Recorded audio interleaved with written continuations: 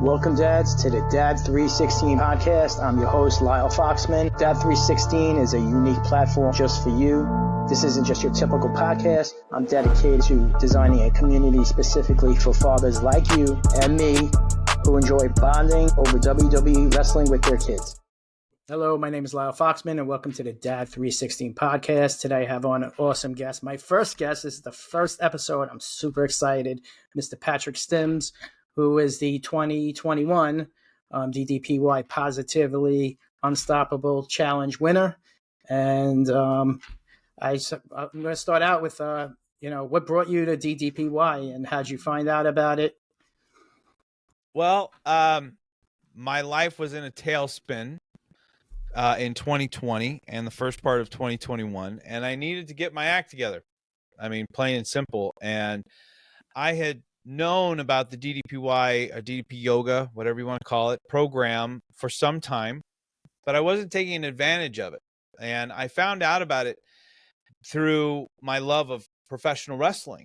And I was watching the Royal Rumble, and Diamond Dallas Page made an appearance, and he was wearing a DDP yoga tank top.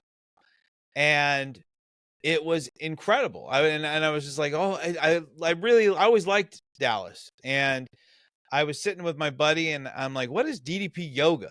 And my buddy's like, oh, it's just this thing he does.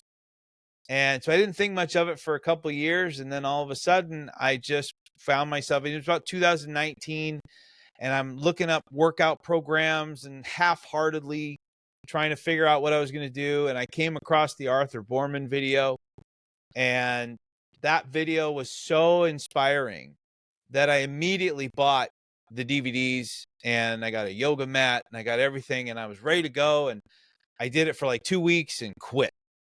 You know, I wasn't ready mentally, and I used every excuse that I had not to continue on with the program, and life just got worse and worse. And finally, something clicked in my head, and I said, I can't do this anymore. I want to live my life. You know, I'm tired of watching everybody else live it. I got 2 kids, a beautiful wife, and I was tired of failing them and letting them down and not being a full participant in their lives. You know, I was at a point where I was looking at myself and telling myself all the time that my kids, my wife would be better off if I wasn't around. And it's horrible. So in 2021, this all happened in 2021. Yeah. So what made, so you stopped, and then what was that mindset like shift that said, I gotta really do something? Like, I know you said you saw the Arthur video, and right. For those that don't know, what's the Arthur video, the Arthur Borman video? Right. So on DDP Yoga's YouTube page, you can find, there's a couple of different versions of the Arthur Borman, and he was a military man.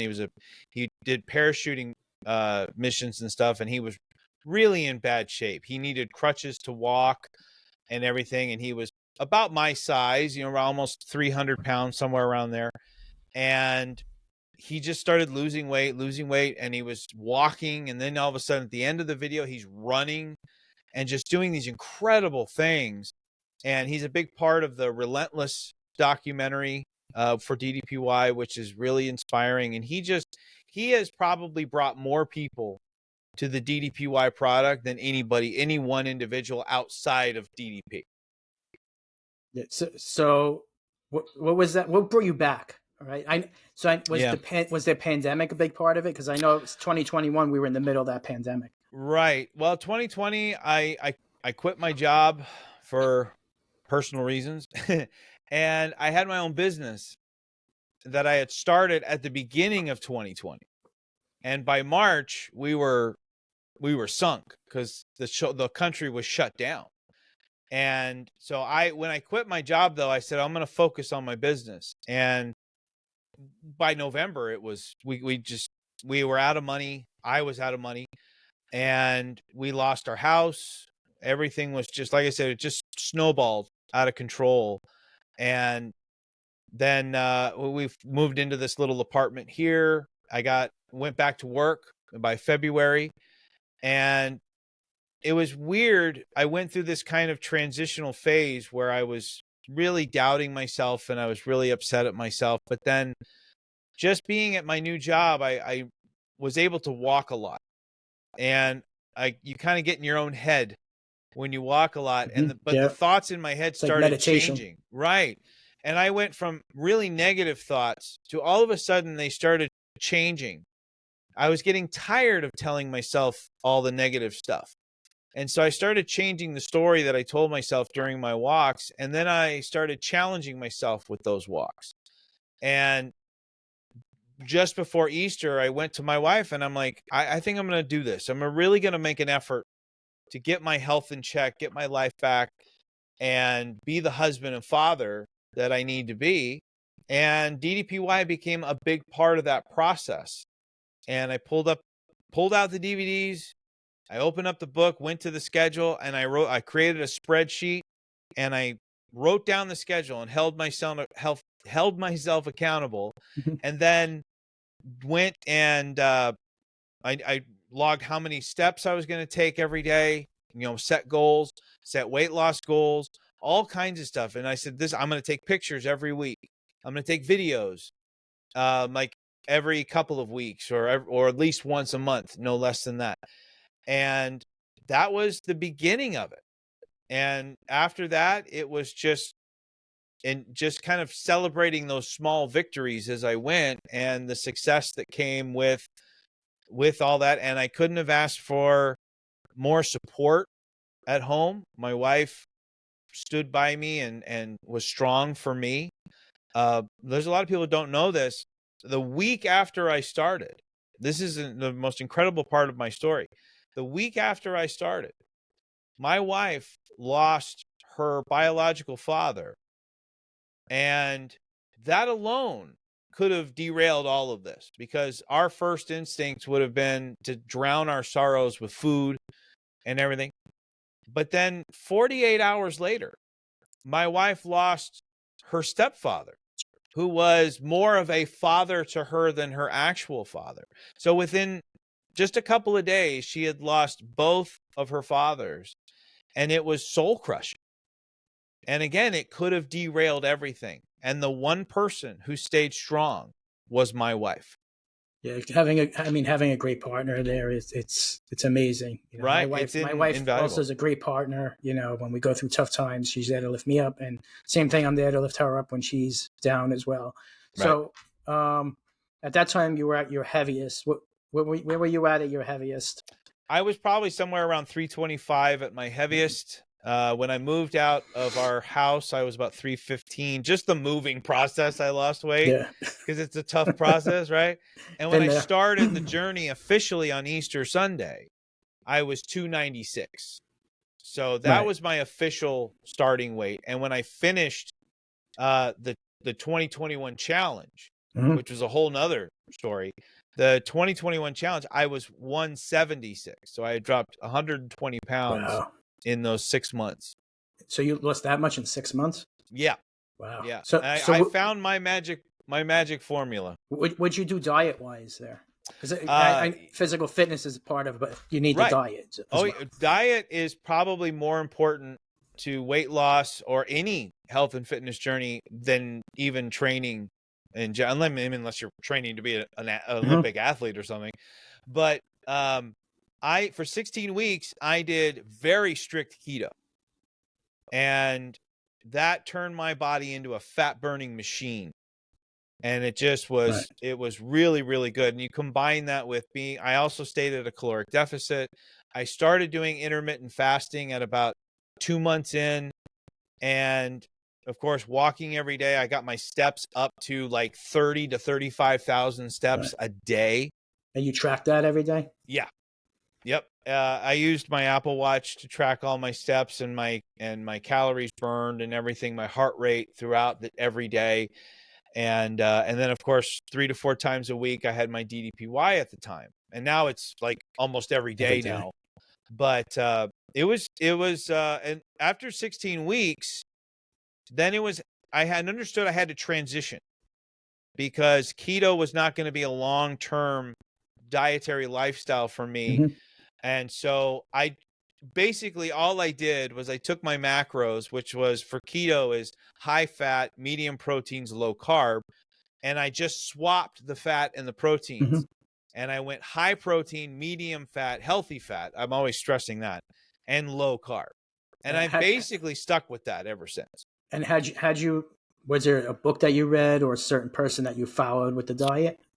There wasn't any person in particular. I just researched as much as I could. We did buy a few keto cookbooks that we still, I think we gave some to some of our friends and stuff. And, but I think we still have a couple of them. And of course I went online, utilized as many online researches as I could. But everything came back to just reading labels, understanding the macros, and buying healthy, fresh foods, and really falling in love with cooking, making my own foods, and not just buying prepackaged, processed crap, fast food. Right. So I'm going to rewind really back. So when you were younger, were you a heavy kid? Were you like given bad habits? Oh, bad habits were very early on.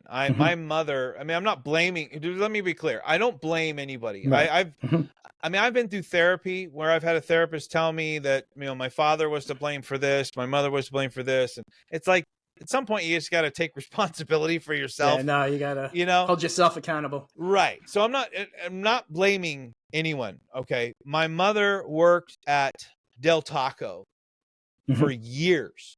I mean, I used to fall asleep on the Del Taco freezer, which is why I think to this day, I still need it to be cold to fall asleep. And you have a fear of tacos. Right. But I was addicted to Del Taco for years. And I haven't had it. It's one of my triggers. I know if I give in, it's going to like start things rolling. So I stay away from it. I haven't had it since 2021. But, that didn't get me started because that's Del Taco every day.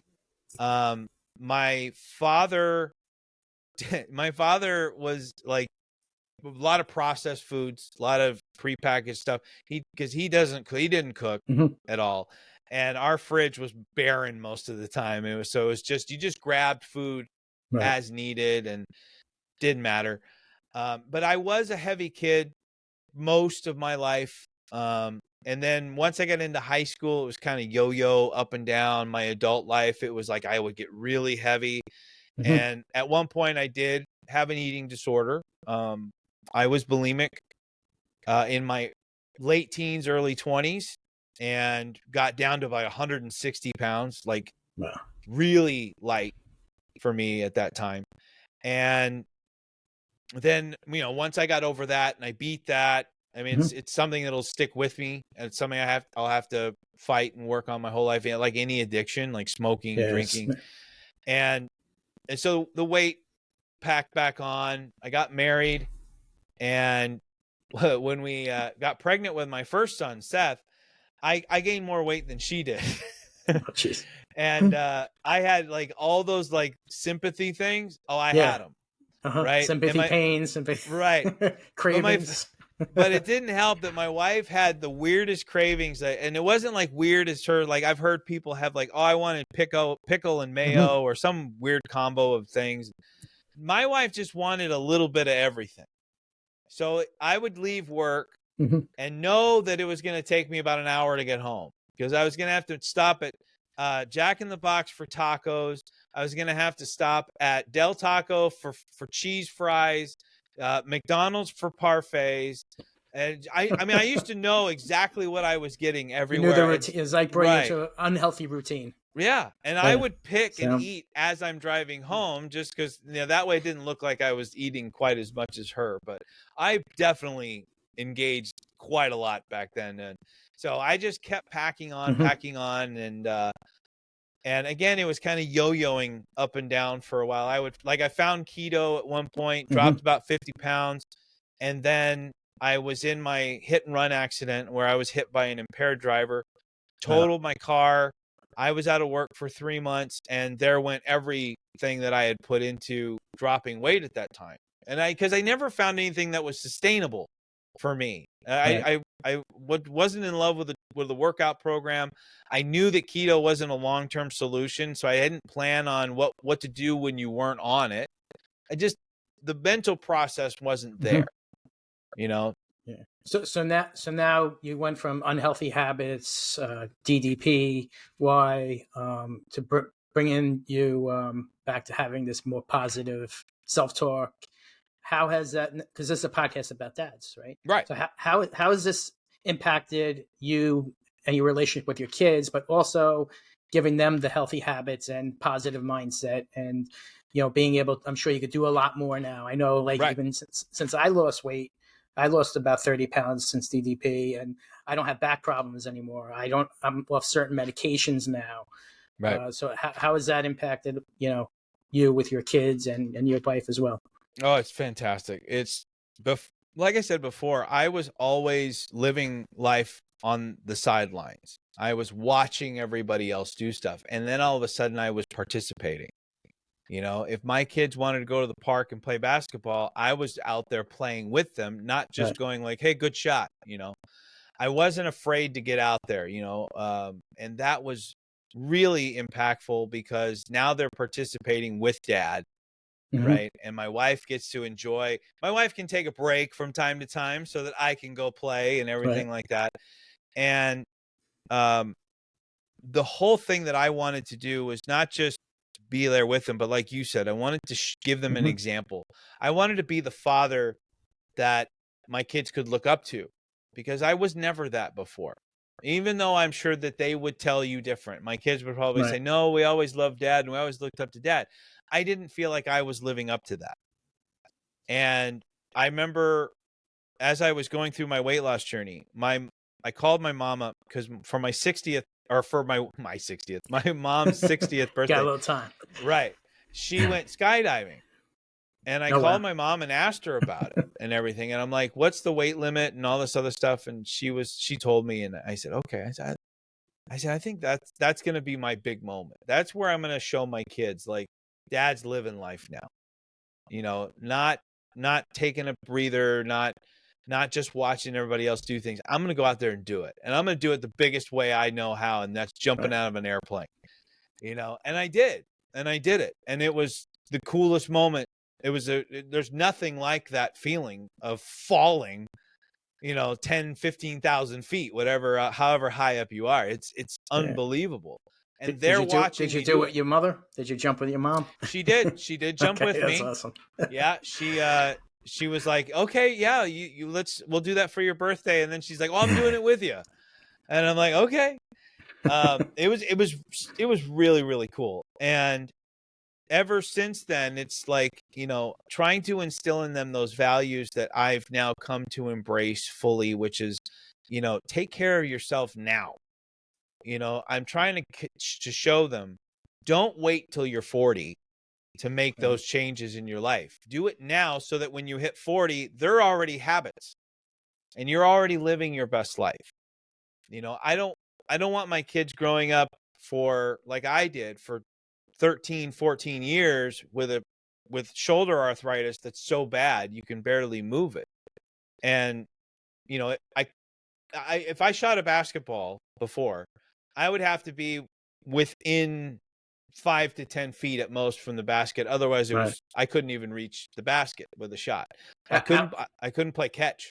How long before you actually noticed the difference? Like, since starting DDP, you're like, oh, I'm really starting to feel better here. Like what was that aha moment? Like, wow, this is really working for me. Well, when I knew that the program was working for me, I would say within the first month I knew it, because I was very a lot quicker than I thought possible. I was making improvements where I was already getting rid of the yoga blocks I was using within about the first month.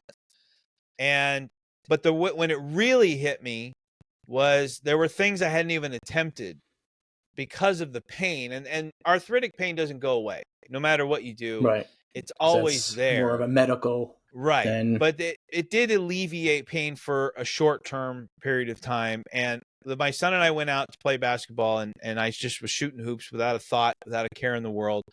And that hit me pretty good. And I was just kind of like, wow, like I'm doing this, like I'm here. Yeah. But I mean, when it really hit how powerful the program is, and I knew the program was great. I was already passionate about it. I became a trainer, I became a coach, all of that stuff. And I was fully invested. And I called Dallas one day and I said, I'm going to have the shoulder replacement surgery. I'm going to have the total shoulder replacement. But I promised him that I was going to show the power of DDPY through my recovery. Right, because we've all seen like the Arthur video, but we've seen so many videos where people just start out with maybe bed yoga or chair yoga, right, and see that process and progress. Yep. Yeah, I have friends that are doing that now, that I'm working with and helping. That are one friend of mine. He started on BedFlex, and he's a very dedicated guy, and he's got a lot of. I love his mentality right now and his work ethic. And after 2 weeks of BedFlex, he was like, I really want to try the chair. I really want to try the chair stuff. And I go, then give it a try. And if it's too much, go back to BedFlex. But he did the first chair workout this last week and just did amazing. He videotaped it and sent it to me, and really did a great job. Yeah, so it's amazing. I started doing trying to get my wife on it, and she started doing the chair yoga. And right, my wife does it too. Yeah, but she's starting to notice, like, when she does it, she immediately just feels mentally refreshed as well. It's not just a physical, lift; it's a mental lift after she does it. So it's great just to even get started there. So do your kids do that with you as well? Do they do the yoga with you? My oldest son does more than my youngest. My youngest, who's over in the corner here being nice and quiet for me. He's a little more hesitant. He's 12. So he's a bit more into some of the things that he does with his friends and stuff like that. So with him, I'm more of like, I really just want you to be active, right. and if you didn't do something active today, then jump in with your mom or myself and do at least 30 minutes of DDPY, right. Something like that. And he will. My oldest, he trains no less than 5 times a week. Usually I'll let him slide on the weekend, but he also includes weight training because he's 15, he's about to be 16. And we kind of made a little deal because I'm still in the recovery phase technically of my surgery and everything, but I've been weight training. And I told my son, I said, I think, your goal should be to look, pretty good for your birthday, be proud to take your shirt off, go down the pool. And he goes, if I do it, you got to do it. That's good. Good motivation. Motivate each other. Yeah. I'm like, all right, deal. Because my birthday is in September. I got a lot longer to wait. Yours is in June. But yeah, it's real. I'm so proud to see them taking what I've done and finally being able to be that like kind of role model for my kids that I always dreamed of. Because my biological father, I didn't have that. Right. My biological father was a very abusive person. And again, I'm not blaming him for how anything I ended up here, but it's just truth. And here's like the little interesting, I think you and I talked when we were on the phone and I said, like, I'm not a chance guy. I don't believe in chance. I don't believe in luck. I believe in fate. I believe that things happen for a reason. My father was who he was so that I could be who I am today. Yeah, that's great. That's a great quote because, I had issues with my father as well. So I'm there with you. So it makes you want to be a better father, right. You want to be the dad that you never had. Right. And kids are so resilient, right?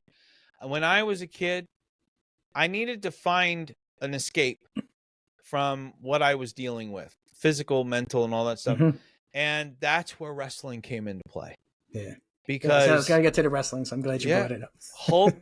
Hulk Hogan, the timing of everything in my life, right? You're talking about mid 80s. Yeah. Hulk Hogan, man. The good guy won in the end. And I needed to see that. You know, the bad guys could win some during the year, but then you got to WrestleMania season and you just knew. You knew Hulk Hogan was going to beat Andre. You knew Hogan was going to beat Savage. You knew Hogan was going to beat Roddy Piper, Sergeant Slaughter. The only guy he didn't beat was the Ultimate Warrior, but I was okay with that.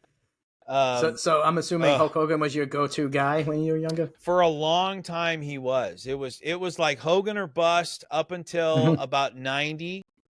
And then the WWE introduced me to the Dead Man. And the Undertaker showed up, and I was just completely taken with that character. And the cool part was how he evolved over the years. And so I was able to evolve myself as you get older, and so did he. And I never lost interest in that character. There's a lot of guys where like Hogan would get stale after a while. Certain characters would get a little boring and they would need a complete revamp. That never happened with Taker. No, I always just loved the guy. And I'm still one of those though. As much as I love him, as much as I love the character and his in-ring work, and I loved his appearance at WrestleMania 40, which you went to. Yeah, I know. Which is awesome. I got lucky, especially that second night, which is when I was at. I mean, at the end, me and my son, we were just up cheering. I mean, you had The Rock come out, and then you had Seth come out first, and then you had The Undertaker, and Taker. That whole night was amazing. I need to ask this. So on TV, when the gong hit, I swear to you, on TV, the gong hit got the loudest pop from the crowd of that entire thing. Yeah. Am I wrong there? Because it sounded super loud. It was. I mean, we were screaming so loud. It's like we were like shaking the because we were first row. We were up top. We were first row. We had the bars in front of us. We were shaking the bars. And you could just like feel the crowd as well. It was just like. It's just an amazing experience. I know you went to 39, right? Right. Here in LA, SoFi Stadium, my boys and I, we took a trip. I've got it here. I can show you. So I brought my, I have to move stuff here. So I brought my DDPY belt with me. Wow. And so what was really cool is I was standing in line, or I wasn't. I was just sitting with my kids. But there was a line of people. And we were supposed to record all the champs were supposed to record a happy birthday message for Dallas. And I didn't know what to do. And I'm like, but I'm here at WrestleMania. I got to figure something out at WrestleMania. And so I quickly ran over to the line of about 50 people. And I go, hey, you guys know who Diamond Dallas Page is, right? And they're all like, yeah. And I'm like, I need everybody in this line to wish him a happy birthday. Just everyone at once. I'll cue you, and we're all going to say happy birthday to DDP.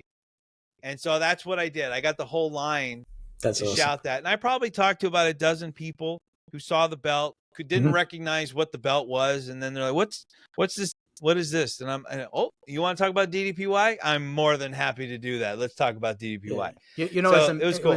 It was amazing. When I was at WrestleMania, we went to the Superstore. So I'm walking around the Superstore. I must have seen 5-6 people I have the 100K shirt. Yeah. So I must have seen a dozen people with the 100K shirt. That's cool. I've seen minimum of 5. So, to see so many fans there, and then I felt like I was part of like a community when I saw that. Right. It was it felt really good to say, I wanted to stop people, but we were just so into the moment. I was like, hey, DDP. Right. Well, what's kind of crazy is I've noticed that the majority of the people that I've seen in DDPY tend to come from the Midwest and the East Coast. There's not nearly as many, which is crazy when you think about like how kind of, I live here in Southern California, but how body conscious so many people in like Orange County, LA County are. We're not far from Hollywood where they're overly self-conscious about stuff. So but down here you can't escape. There's a fitness center every we have as many fitness places as Starbucks down here. So, but to think that DDPY isn't a huge thing down here is kind of weird. But do you think that's because I think a lot more with wrestling fans might be from the Midwest or might be Yes. from the East Coast. Oh, So big time. right. So, I mean, that would make sense. I think that, hey, we have wrestling fans here. Of course, they're going to know what DDPY Yeah. is versus, SoCal, and, they might be more into like the hottest person, on Right. social media that's doing fitness versus, I don't DDPY. fit in California very well. I'm wearing a Cleveland Indians jersey from the movie Major League. So it's a Rick Vaughn jersey. Yeah. You don't see many of these in SoCal. Right. They're probably, what is that? Right. Like the things I I don't like surfing. I'm actually literally afraid of the ocean. That's, like if I go on a cruise, it takes me about 15, 20 minutes to get used to the fact that I'm on a giant boat on the water. Right. So no surfing for me. I don't like going to the beach because that's where the ocean lives. I do love water parks though. Yeah. And California is good with water parks, but New York has, we have a lot more water parks than, and water parks over the past few years. Right. Yeah. But I don't, you can tell, I don't tan. Right. I don't fit in with, I think I would fit in a lot better. I lived in the Midwest for a year. I went to college in Illinois. There's a college out there called Concordia River Forest. It's a Christian college out there. Right. And I got along really well with the people in the Midwest. I don't know what it was, why we clicked so well, but I've always gotten along much better the further east we go. But how does it feel now to go to a water park and take your shirt off? I'm sure before when you were heavier, you really didn't want to take your shirt off. I know when I was the heaviest, I really didn't want to go to a water park or a beach or, or to a pool. I don't think about it anymore. Because the honest truth is when you're as big as I was, your self-image, and I just did a whole show about this on my radio program, but the whole deal is when you've been that big for that long, that's kind of how you see yourself. And you have there's a lot of issues that I still have to this day, if I'm being honest, and I work on them every day. I look at myself in the mirror and I tend to point out all my flaws instead of celebrating the successes that I see.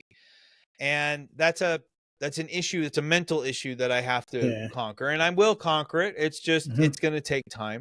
Yeah. But you're retraining your brain. You're retraining your brain to go along with, how you feel on the outside, how you feel on the inside. I don't go to the pool here where we live, and I don't run down there, take my shirt off and be like, yeah, check it out. I would love to be at that point. But at the same time, I don't mind not being that kind of person. I also like being I like staying as humble as I can be. I like showing the belt just because I'm proud to be a part of a great group of champs and everything like that and celebrate that. I let other people celebrate me more than me.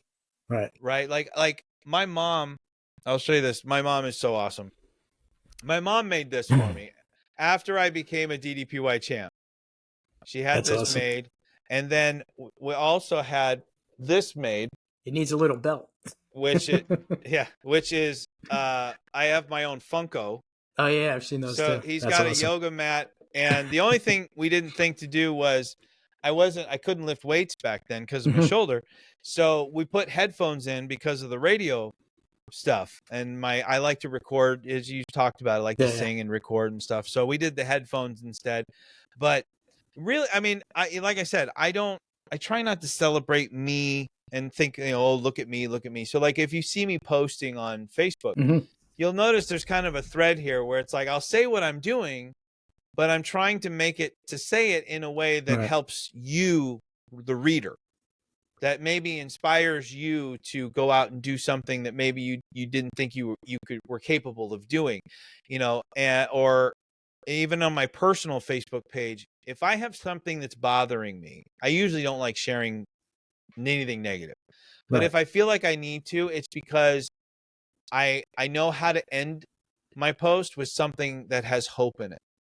So if there's something negative that's going on in my life, it's okay, here's what I'm going through, just to give you guys, my friends, my family, a heads up. But it's all going to be okay, right? I have hope for tomorrow. Today's just another day. It will pass. And I don't believe in failure, right? I don't believe in that. I believe that every time we fall down, it's just an opportunity to get back up. So how do you put that message onto your kids to have that mindset, right? We want our kids to have a positive mindset, Right. especially when going through hard times. We all, I'm sure they're going to have loves that they lost and, hard times as well. We see the news every day, it's a different world that they're growing up in today. Right. So how do you give that positive mindset to them? Well, my oldest son, very luckily enough, my oldest son has already developed that. He is one of the kindest, most giving, and understanding human being that I have ever met in my life. And I've told him that to his face. This man, and I'll call him a man, he's a young man, but he will give with no thought of receiving in return. And so when things don't quite go his way, he doesn't get down about it. He doesn't get frustrated about it. He just figures out what went wrong and corrects it. And he has told me that part of that is learning from my mistakes as well as watching me succeed through the last 3 or 4 years. Right. So that's been great. My youngest son, who's 12, really went through a pretty bad phase of looking down on himself and talking down on himself. And that's something children don't just become this. Right. They learn these habits from their parents. And my wife and I both are kind of to blame for that. And so one thing that I did to help correct him on this, and it's been working very well thus far, is I have him journal a lot. I want him to journal at least throughout the week, Monday through Friday. And what he does is anytime, whether it's his own head or whether it's somebody else, makes him feel less than, that he needs to write it down in his little journal. Right. And then he needs to flip the script and write down the exact opposite. So if someone made him feel like he's not good at playing basketball, he needs to flip the script and say something like, it doesn't matter if I'm good or not at basketball, I enjoy playing it. Or he could say, I am good at basketball, I don't care what anybody else says. As long as you flip it from the negative to the positive. And if there was nothing that made him feel that way that's a negative, then write down the most positive thing that happened to you that day. Yeah. Are you familiar with the power of yet? No. Oh, yeah. Yet. Yeah, I heard. So I'm not good at basketball. Usually people end it into negative, but if you add the yet in, right, it turns into more of a positive, and Yeah, Christopher Seals. So 2023 DDPY Grand Champ. He was just on my show this morning. Great guy. Love the dude. He loves the word yet. And so he's kind of he does little graphic designs and stuff like that. And he made this one of the diamond, and he had a bunch of quotes in it. At the very bottom of the diamond, in the biggest font, it says yet. And we have that posted up in our restroom so that we see it every morning when we get up, and it's right there in the mirror to remind us, and it tells it. I think about it every day. So this week I changed my weightlifting schedule because I was feeling so good with my shoulder recovery that I was like, you know what? I'm going to start doing 3 days on, 1 day off for weight training, and then do something DDPY related every day. And so I did Monday, Tuesday, Wednesday weight training, and I'm a high intensity guy. I'm safe, I'm smart, but I'm high intensity. I don't do things halfway, right? Well, this is the first time I've done 3 days in a row of weight training in a long time.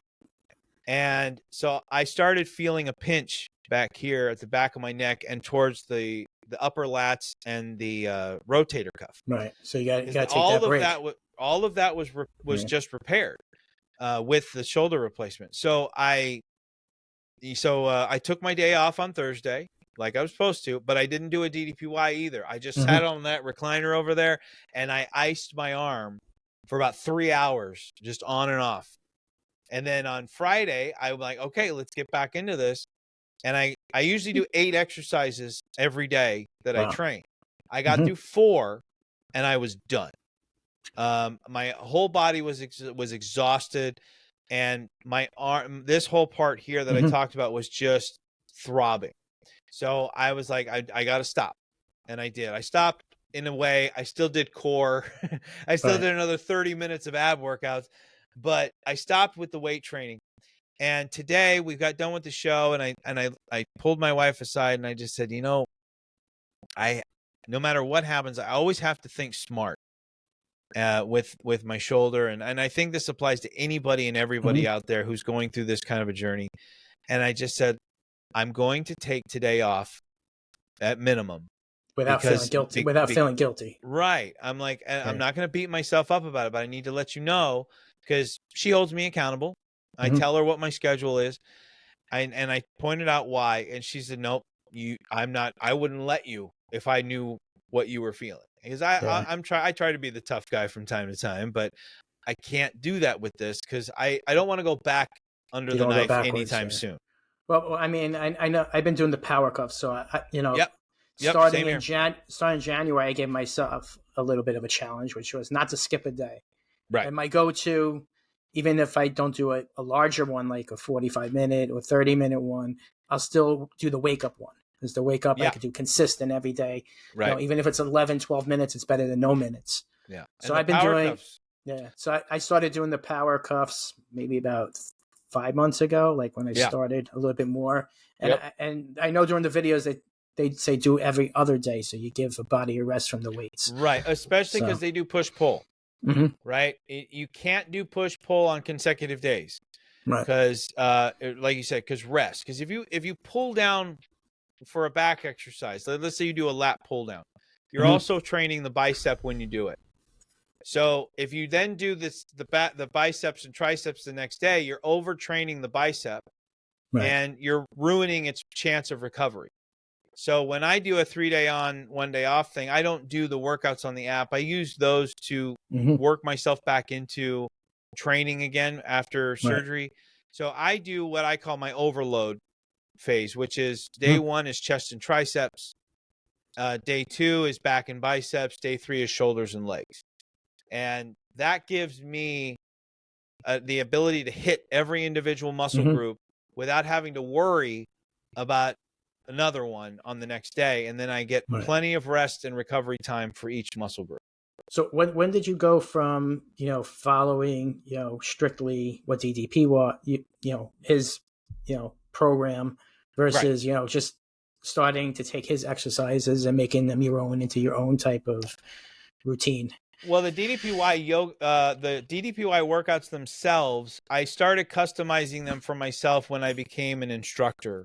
And I did that out of necessity, because then I could really control what positions I was putting myself in, what movements I did because of the shoulder before surgery. After surgery, I didn't really do as much customization. I just did a lot of stand-up stuff so that I wasn't going down on my arm, putting any weight on my arm. And then I just worked my way down. And now I enjoy doing more of the stuff that's on the app, because there's a lot more content that's being released now than back in the day, because now the PC's doing more public workouts and stuff. But when it came to the power cuff stuff, I did the power cuffs for, I want to say I started doing them around probably like right at the beginning of December. And I started off literally just doing dynamic resistance, because you can't lift weights on a new shoulder and right away. And then I just started, then I added like a 5-pound dumbbell, then added a 10-pound dumbbell, and just worked my way up. But the thing that I found out, because I wanted to build muscle as much as possible, and the DDPY workouts, especially for my age at 43, they move a little too quick for me. And I'm not putting them down or anything, but the 30 seconds in between sets, it's not enough time. It's not, because especially if you're like me, and like I said earlier, I'm high intensity. So every set that I do is going to take my muscles into hypertrophy and get as close to failure as possible. When you do that, unless you're 20, you need more than 30 seconds in between those sets. So I can do what they do If I do those 6 exercises, it's not going to take me 35 minutes. It's going to take me an hour. Right. If I usually give myself about 10 minutes per exercise, and that allows me to let the muscle recover, get oxygen back in there. I still stay occluded with the power cuffs, but it just allows me to make sure that I have the ability, at least, to give everything I have into each and every set that I do. Right. That's awesome. So I want to be respectful of your time. Sure. So to start wrapping things up, what would you tell the dad that's going through a tough time, that might be, heavy, or, out of shape, or even just, maybe he's not in terrible shape, but he's going through a hard time, in life, going through, problems that they might have, and, what would be the advice on, how to change that mindset and get started with doing that? My thing that I try to tell people is, how important is it being a father? Because being a father should be right up at the top of that list of things that are important in your 100%. life. Your children should be the most important things. I mean, you can have it be, depending on what you can have it be God, number one. That's fine. But then number two better be your wife and kids, man.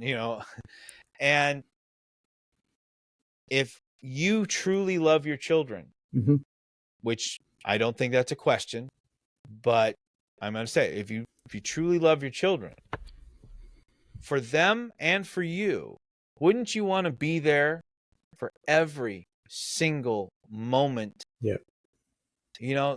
Life goes by fast enough. Don't speed up the process by living an unhealthy life, because then you're going to miss out on so many things. I missed out on too much already. I want to live to grow old with my wife. I want to live to see my kids have kids. I want to see my kids grow up and do those things that I neglected to do for myself because I was an idiot and I didn't do the right things growing up, But again, those things that I didn't do, if I had done them, I wouldn't have the family that I have today. So I can't regret any of it. What about the things that, like, you can't control? Like we can control what we eat and how. Right.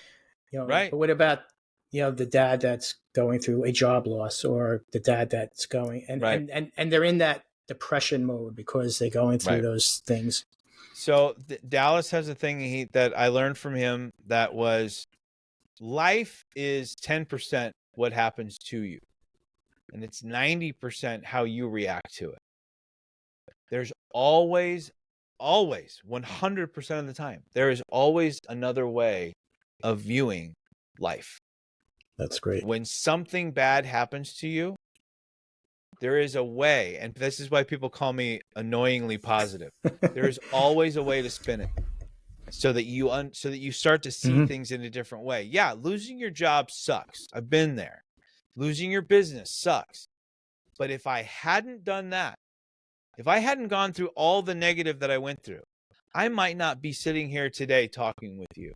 Yeah. I might have wasted away, because it wasn't until everything went south and I had the opportunity to learn and grow and get better that things changed. And the last thing is, the best piece of advice that I give to people is, learn the difference between control and discipline. People like to interchange those two words. And what is the difference? Okay. Control is something that you take, right? Or it's something that can be taken from you. So food can have control over you. Nicotine can have control over you. Alcohol can have control over you. Or you can take control of your addiction, right? You can take control of a situation. But how do we maintain it? Through discipline. You have that right? Consistency. You can't have discipline without control. Right? Does that make sense? Yeah, so like, no, if you're 100%, if you're addicted my to brain's food, thinking about it. I just right. If you're addicted to food, there's no such thing as discipline, because what are you disciplined about? Eating bad? right? You have There to is no take discipline. no, you have to take control. And that's where I tell people a weight loss journey, any fitness journey, it's Mhm. up here. It all starts up here. And you have to make that decision. You can't force somebody to change their life. You can't force the situation. They have to accept that this is what it's going to take to be successful. And when you make that decision, I've never heard a single person regret it. Yeah. There's You know? actually Jocko Willink book called Discipline Equals Freedom. Yep. So just the name of the book alone tells you what that book is about. Right. Right. So just to wrap it up, two more things. Who's your favorite wrestler right now and why? And also give me a little bit of your where we can find you online, your radio show, social media, etc. Sure. That's a tough question, by the way, because my favorite right now, all right, is probably going to be this guy right here, Cody Rhodes. Cody Rhodes. I love Cody. I've always liked Cody, but when he returned, I saw him in AEW one time in Georgia, and he did the flaming table spot. I was there for that. But when he came back to WWE, there was something really special about that return. And I have found myself getting into Cody so much now. And his story was so good that my wife is now a fan. I love AJ Styles. I think that Drew McIntyre is doing the best work of his career right now as a heel. And this guy too. CM Punk. CM Punk. I really am enjoying CM Punk stuff. I think he's finally like to see CM Punk look like he's actually having fun is something I haven't seen in years. Yeah. And it's really nice. I love that kind of thing where somebody. It's funny. I never thought he was going to come back. I mean, even my son kept saying he was going to come back. I didn't believe him. So, I mean, right now, me and my son are loving Jey Uso. Right. And yeah. I mean, we saw him in Madison Square Garden for the holiday show. And even at the end, like he just outworked everybody at that show. I mean, you could see it. And even at the end, CM Punk came out and gave him his flowers. Like CM Punk could have said anything he wanted, but he just, said Jey Uso was like the hit of the night. And even he saw the potential in what Jey Uso could do. And even Backlash, when Jey Uso came out, like that crowd just lit up their phones. Awesome. And you could see that crowd just going wild for him. I think he's got a great future, and I really hope to see him more doing his own thing instead of going back with his brother and doing tag team stuff. I really like to see them make a true champion out of him because I think he has that potential. Oh, for sure.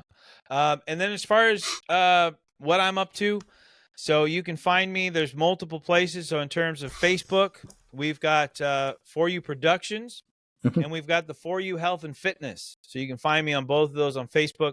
You can also find For You Health and Fitness on Instagram. And For You Productions is actually at For You Entertain. That's the number 4, the letter U. So I was going to ask. Entertain. And the number 4, letter U, Health and Fitness. And that's Instagram, Twitter, Facebook. And then on YouTube, we've got 3 pages. We've got For You Productions, For You Entertainment type of thing. We've got For You Health and Fitness, which is brand new. And, of course, we've got our highlight YouTube page for the Positively Pat Sims radio program, which is the greatest Saturday morning radio show on the planet. And we air on internet radio on WANT, which was started by fellow DDPY champs, Ken Doors and Wushu Wendy. And they invited me on. I was the very first show to air on WANT. I'm very proud of that fact. And we air every Saturday from 6 a.m. I'm going to make that a regular on my Saturday. Oh, you better. No, 6 a.m. to what? 6 a.m. to 10 a.m. Pacific Standard Time. That's 9 a.m. to 1 p.m. Eastern. We're a variety show. So we have a theme every week. So this week we did underrated movies. But we do inspirational shows where we interview champs. We do comedy bits, comedy sketches.